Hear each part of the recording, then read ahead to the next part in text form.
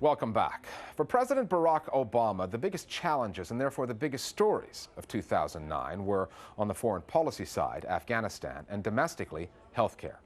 Obama's approach to healthcare reform, unveiled back in July, had the U.S. media in an instant and absolute tizzy. Buzzwords like death panels and government takeover led to an all-out media dogfight on the subject, and that was the catalyst that led Obama and his White House into a war with the media that is ongoing. We begin with the latest attempt to convince Americans that healthcare reform is really just a big secret plot to kill old people. Critics now claim the administration is actually pressuring certain disabled veterans to, quote, hurry up and die. The media are very good at focusing on conflict. The only death panels, Ms. Palin, are the figurative ones you have inspired with such irresponsible, dangerous, facile, vile hate speech. What they're not so good at is explaining complex policy issues. Is it possible health care could cost $3.5 trillion? There is no middle ground. It's left against right. Don't give the party of no, the party of shame, and the party of these nut job protesters any credibility at all. The debate over health care was a media slugfest, with the news networks often checking their objectivity, their editorial balance, at the door. And so what you get is a lot of coverage of the most extreme elements of the debate, which in this case has been people from this nascent anti-government movement who are bringing guns to rallies, who are holding up signs comparing Barack Obama to Adolf Hitler. No government health care! Who are screaming and yelling a lot. Our impression of the debate at the moment is that the agenda is being set by a phalanx of skeptical media owners, in particular Rupert Murdoch. And again, the titles that Rupert Murdoch owns are very hostile.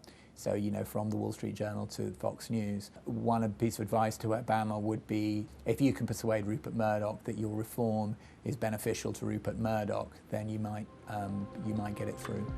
The numbers are subject to debate, but more than 45 million Americans live without health care coverage.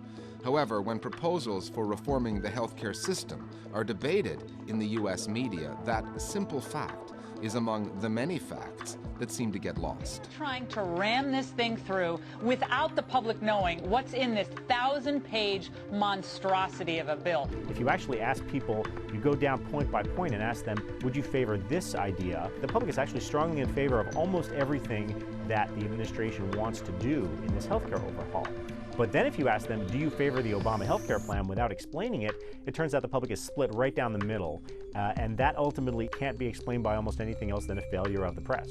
In the middle of the media debate over healthcare, there was a story that almost no one saw coming. The announcement from Oslo that President Obama had won the Nobel Peace Prize. Shock and awe at the Nobel Peace Prize. President Barack Obama.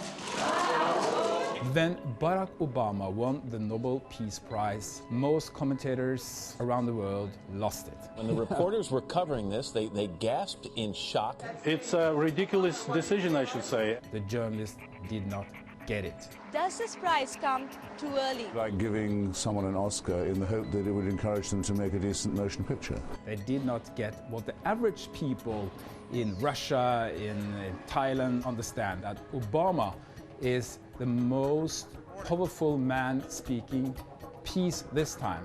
President Obama seemed to be as surprised by the announcement as the media were. He said he was deeply humbled and viewed the decision less as a recognition of his accomplishments and more as a call to action.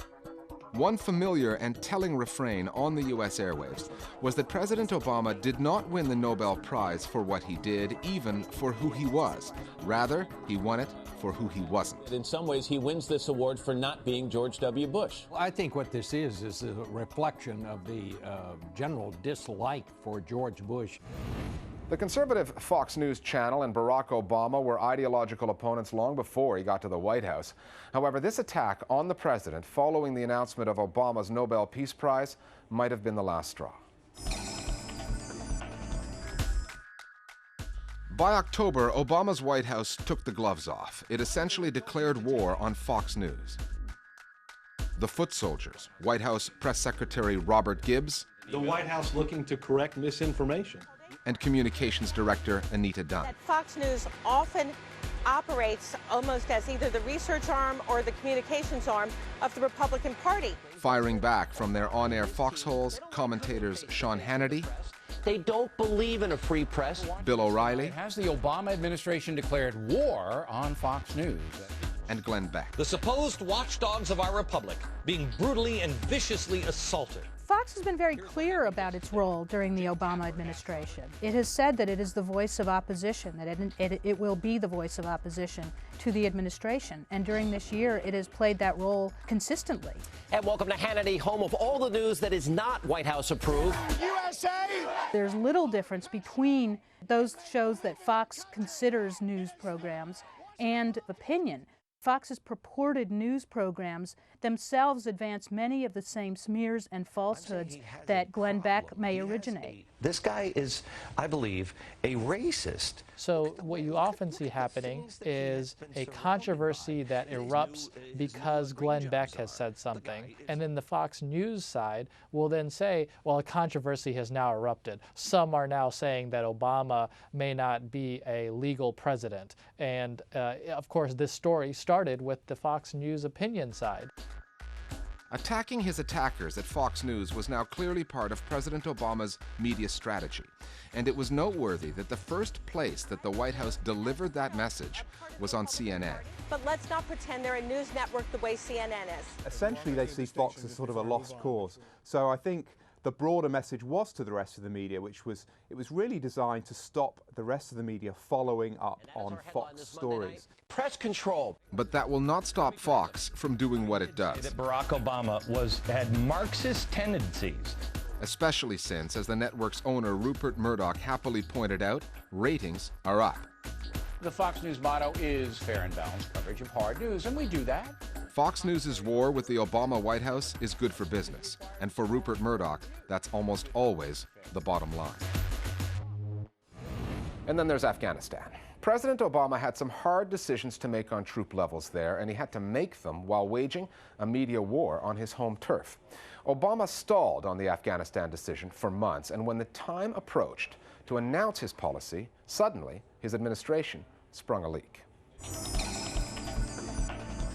Last night, the Washington Post published to its website something that had been talked about for a long time in D.C., but so far had been kept secret. Washington is a town where these kind of cloak and dagger games go on all the time. In September, the Washington Post reported on a leaked document, an intelligence assessment by General Stanley McChrystal, the U.S. and NATO commander in Afghanistan, who called for 40,000 more troops and warned if that does not happen, the war could be lost. And lost quickly. The story became the talk of the American airwaves. After a confidential assessment was leaked. It seems clear to me that whoever leaked the McChrystal assessment was trying to create support for a troop escalation. It definitely catalyzed the debate once that got out there. And since that memo got into the press, we've had this, this war going on in the media. Then the Obama administration, or someone close to it, leaked back. The Washington Post, New York Times, and Los Angeles Times all published virtually the same story. They all identified their sources as senior U.S. officials. The article said that Carl Eikenberry, the U.S. ambassador in Kabul, told Washington there was no point in sending any more troops unless the U.S. found a more credible and less corrupt partner in Afghanistan than President Hamid Karzai's government. The obvious conclusion, and it's just a conclusion because you don't know for sure, is that somebody close to the White House thought that Obama was being pushed into a corner on ordering more troops and wanted to leak this so people would see that there is a wider policy debate going on. I actually think it was very useful. The day after the three papers printed the Eikenberry story, Pentagon head Robert Gates was quoted as saying he was appalled by the amount of leaking that has been going on and that everybody out there ought to just shut up.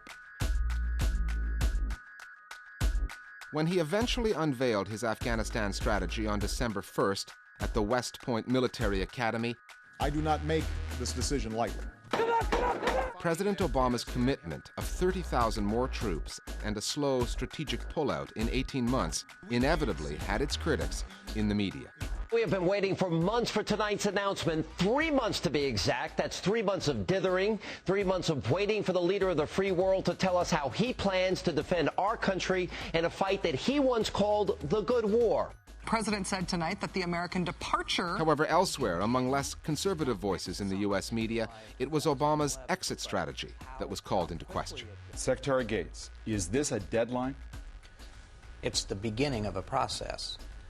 In July 2011, our generals are confident that they will know whether our strategy is working. I think that's a wrong impression to give our friends. It's the wrong impression to give our enemies. It's the wrong impression to give the men and women who want to go over there and win.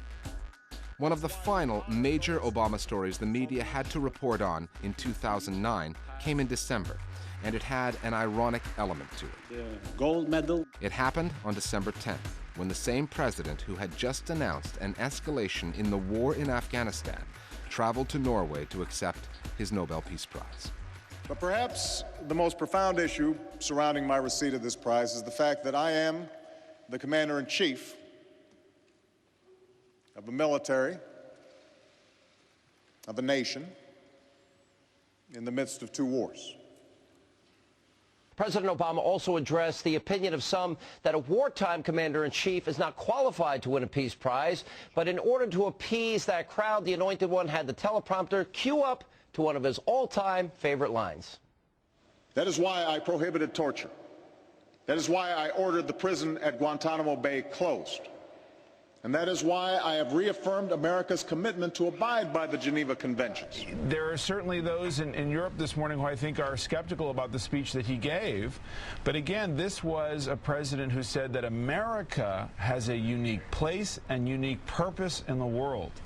And that is to be a force for good, a force for pursuing peace, but also a force for standing up to threats that cannot be ignored. And implicit in that was that perhaps some in the room or throughout the continent might be more likely to take those threats less seriously. So again, I think it was a pretty tough message.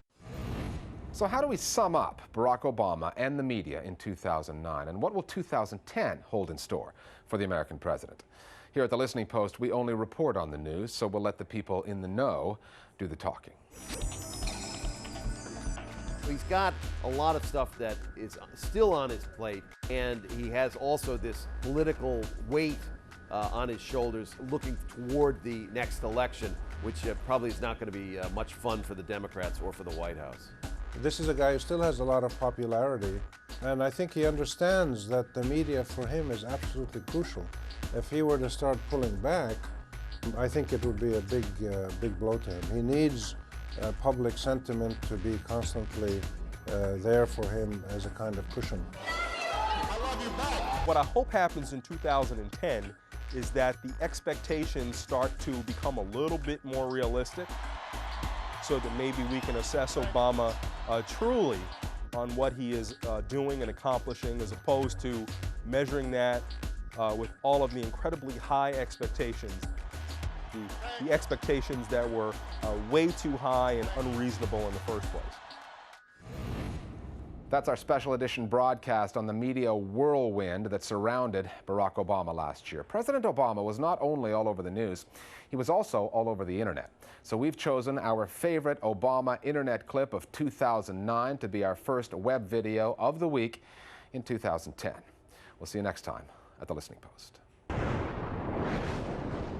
He's Barack Obama, he's come to save the day. He passed a major stimulus for the bourgeois. Then said he'd have the deficit.